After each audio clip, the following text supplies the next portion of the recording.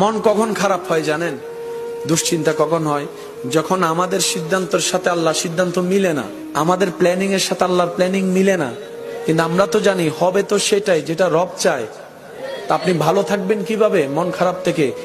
সূত্র একটাই, রব যেটাই চাই সেটাই আপনার চাওয়া বানিয়ে ফেলেন, কাজে কাজ হয়ে যাবে, মনও আর খারাপ হওয়ার সুযোগ হবে না। বলেন না সুবহানাল্লাহ। রব আপনার তকদিরে লিখে রেখেছেন সেই স্ত্রী যার বাড়ি হবে অমুক জায়গায়, আর আপনি এখানে একজনের ডিস্টার্ব করে করে পাগল করে ফেলতেছেন। আল্লাহ আপনার রিজিকের ব্যবস্থা রেখেছেন অমুক জায়গার দোকানে, আপনি আমি বিশার জন্য পাগল হয়ে যাচ্ছি বাইরে। আল্লাহ আমার জন্য যেটা ভালো হয় তুমি আমাকে সেটা দান করো, সেটা আসা পর্যন্ত আমাকে ধৈর্য ধারণ করার তৌফিক দান করো। আপনাকে যেতে হবে না, আপনার রবই আপনাকে সেই জায়গা পর্যন্ত পৌঁছাই দিবে যেখানে জন্য আপনার জন্য কল্যাণ বরাদ্দ করা হয়েছে। বলেন না সুবহানাল্লাহ। সত্যি করে বলেন, সবাই কি ব্যবসা করে সফল হতে পেরেছে?